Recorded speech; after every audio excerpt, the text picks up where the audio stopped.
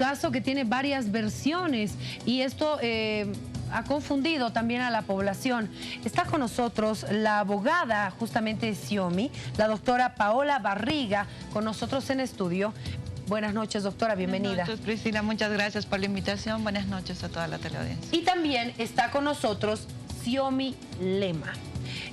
Buenas noches, Xiomí, bienvenida también a Todo a Pulmón. Buenas noches, un gusto de estar acá. Bueno, a pedido de ella es que nosotros no estamos mostrando la imagen completa, así que esa es la explicación, amigos, de que se vea de esta manera borrosa la pantalla. A ver, Xiomí, por favor, ¿cómo estás tú? Hemos escuchado una versión en Perú, otra versión en Bolivia, esto está creando una confusión. Cuéntanos tu versión. Bueno, yo allá en el Perú yo cuento una versión muy distinta a lo que es de acá en Bolivia, porque yo allá yo estaba amenazada. Yo, doy la verdad acá en Bolivia, porque ya me sentía mucho más cómoda con mi familia. ¿Más segura? Más segura. Entonces es por eso que yo allá en Perú digo otra cosa, porque ese momento que yo rogué para que me dejaran ir, es donde me hacen la amenaza contra mi padre. Y entonces ese rato me dijeron, cuidado que tú digas algo, o sea, yo les prometí, o sea, no decir nada a ellos. Ahora, Xiomí, no hay mucha lógica en eso, ¿no? O sea, ¿cómo logras tú convencerlos?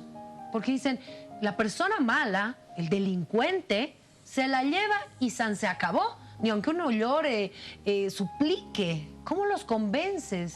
Bueno, anteriormente, o sea, antes de que yo los conozca, o sea, yo me hice amigos de ellos. Ah, ya. ¿Tú conocías entonces son 3 personas? Sí. ¿De dónde son ellos? Colombianos. Perfecto. ¿Tú los conociste en La Paz? Exacto. ¿Ya? ¿Cuánto tiempo los conocías?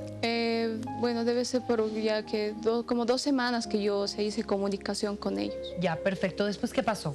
Entonces, durante ese tiempo, o sea, yo salía con ellos y entonces yo recibo una amenaza ya acá en la ciudad de La Paz, que iban a matar a mis padres.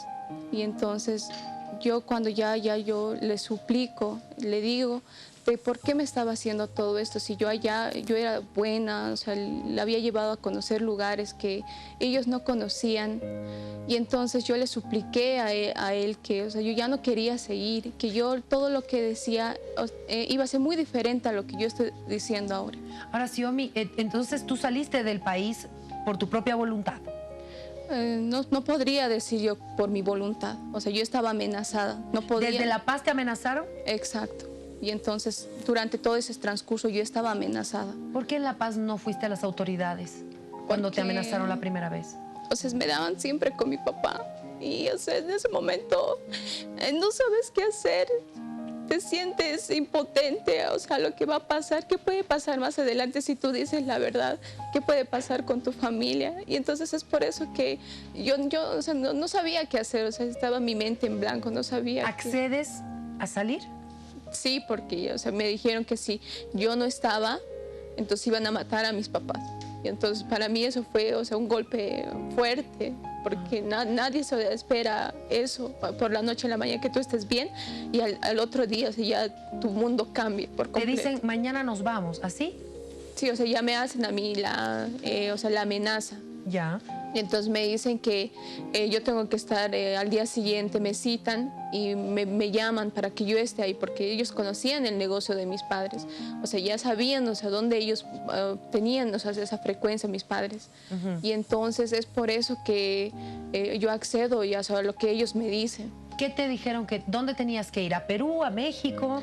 No, ellos, o sea, cuando salimos me dijeron, no, para que te des cuenta, el recorrido que va a ser no va a ser corto, porque teníamos que ir hasta México por tramos. Y entonces nunca me dieron una finalidad, con qué objetivo me estaban llevando, o sea, hasta ahí. ¿No sabías? No. Llegas a Lima y ¿qué pasa? Bueno, en Lima yo ya le ruego a uno de ellos, o sea, se podría decir el que mandaba, o sea, con el que yo tenía, o sea, mucha confianza, con el que yo había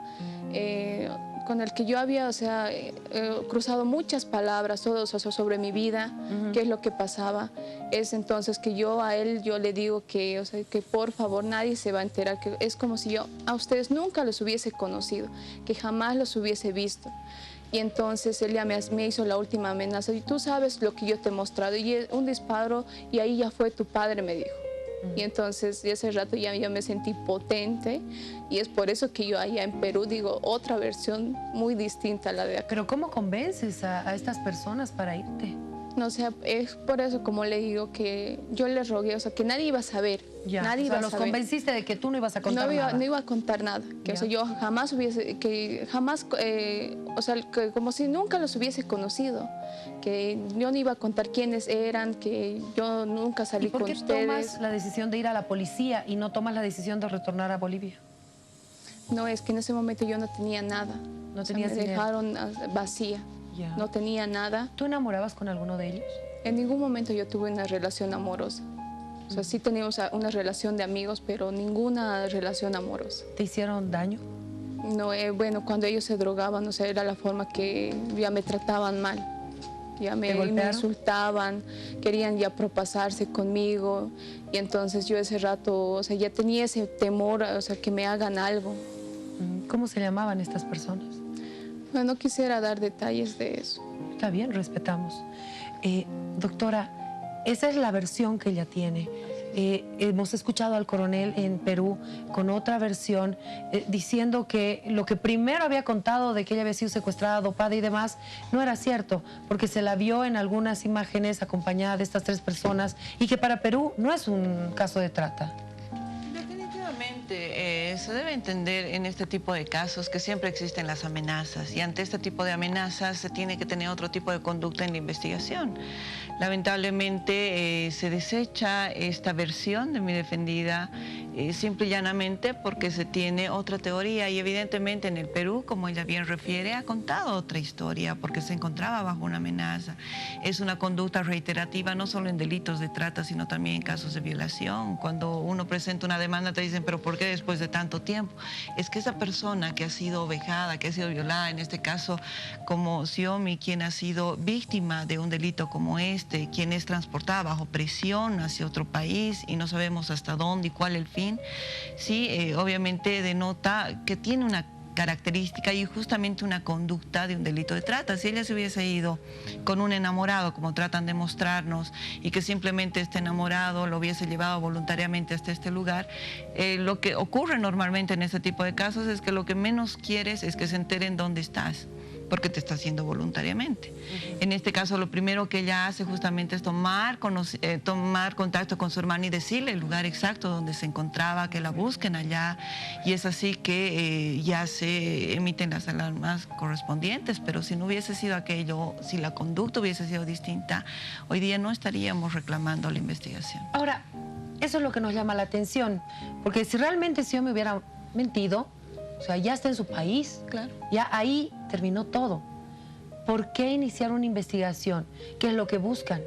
Hay, pregunto con total ignorancia, algún monto de dinero, resarcimiento, algo así. En absoluto, en ¿Qué absoluto. buscan? Priscila, simplemente que se haga justicia, que nadie más sufra lo que Xiomí hoy día se convierte justamente en un emblema de un tipo de delitos como estos. La tenemos con vida aquí, gracias a un milagro, pero y encima que tengamos su voz, que tengamos su verdad y que se la desestime y se deseche por completo sin siquiera haber sido previamente sometida a una pericia de veracidad de credibilidad de su testimonio, hace que, bueno, pues lamentablemente nuestras autoridades no estén cumpliendo con el protocolo establecido. ¿Cómo es posible que no le permiten ni siquiera describir cuáles son las facciones de estas personas, hacer un identikit, que nos muestren quiénes son esas personas? O sea, en Xiomí, vez tú realmente de quieres fenestrarla a ella. identificarlos, quieres que el peso de la ley caiga sobre ellos. Exactamente. Porque yo, la verdad, o sea, para mí todo esto es una experiencia muy fea para mí. Porque para mí, o sea, contar todo esto es volver a, o sea, a vivir lo que yo he pasado y, o sea, solamente soy la única persona que sabe lo que he pasado y Dios y pues las autoridades, la sociedad puede decir miles de cosas, pero ellos no saben por lo que yo he pasado. Y de verdad, o sea, yo haciendo ese análisis muy, tal vez, no sé, no pueda llegar a todo lo que saben los fiscales y abogados y demás, pero ¿qué saca ella diciendo todo eso? No entiendo. más bien quiere identificar a las personas que han cometido estos delitos, porque ya estando en Bolivia, ya era muy fácil decir, bueno, aquí terminó todo y si me escapé con mi novio, ya la libré con esta historia, digamos, y no meterse en un proceso. Claro, ¿no? Y el trasfondo de que nadie más vuelva a vivir lo que ella ha vivido, ¿no? Porque definitivamente lo que ella ha vivido es aterrador. ¿Cuántas jovencitas son llevadas a otros países? Nunca nadie se entera. El relato de Xiomí es uno más de los miles que escuchamos de casos de trata. Llegan a las fronteras, nadie les pide ni siquiera que exhiban un carnet, nadie les pide un control. Entonces, si estamos ante una falta de resguardo institucional, ya no es culpa de estas jovencitas, es culpa de todo un sistema que no se está adecuando a este tipo de delitos. Ahora, no justifico, pero también hemos tenido casos de jovencitas que voluntariamente se fueron, desaparecieron, y ese tipo de hechos quitan la fe de las personas en este tipo de declaraciones. Y les estoy solo transmitiendo lo que se dice en varios lugares. Entonces, ese tipo de denuncias le quitan la veracidad a los hechos que realmente pueden ser ciertos. Así es, Priscila, pero cada hecho debe ser atendido de distinta manera. Cada uno de esos hechos tiene que tener una atención indistinta, porque no sabemos si estas jovencitas también dicen ahora, sí, evidentemente me he escapado voluntariamente, por evitar justamente esta revictimización o un proceso o la vergüenza, o bueno, pues me salvé y prefiero dejarlo ahí y que digan que me fui voluntariamente, porque no sabes bajo qué amenazas pueda estar detrás de esta persona. Ahora, ¿no? tal vez esto nos puede llevar a algo muy importante, y es empezar a analizar cuál es la psicología con la que trabajan estos delincuentes. ¿Cómo manejan? ¿Cómo te manejaron a ti, Xiomí? ¿Cómo sientes que te manipularon? Bueno, era para no creer, porque ellos vendían las manillitas, o sea, pulseras, y entonces era para no pensar que eran malas personas. O sea, tú los veías y decías, no, ya estos parecen buenos.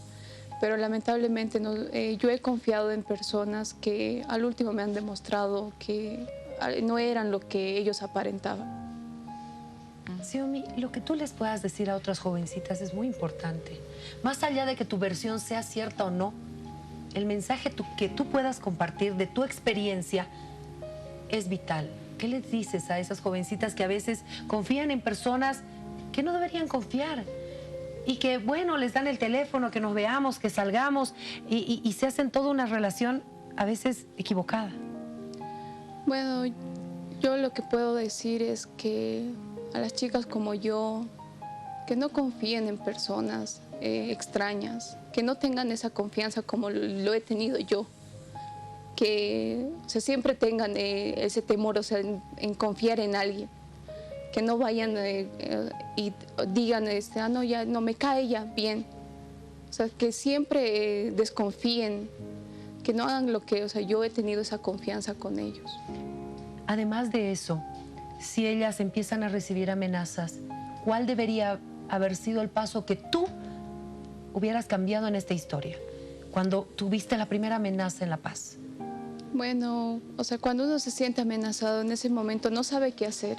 ¿Qué les aconsejarías? Bueno, yo aconsejaría que si alguien les amenaza, que vayan con la verdad, más que todo a la familia, porque la familia va a saber qué hacer en ese momento, actuar. Y entonces es lo que yo no he hecho, y es por eso que yo estoy en el día de hoy acá.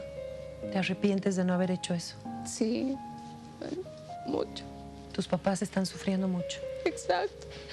O sea, para mí esto, exponer a mis padres, o sea, ya vivo, o sea, estoy viviendo todo lo que yo he pasado.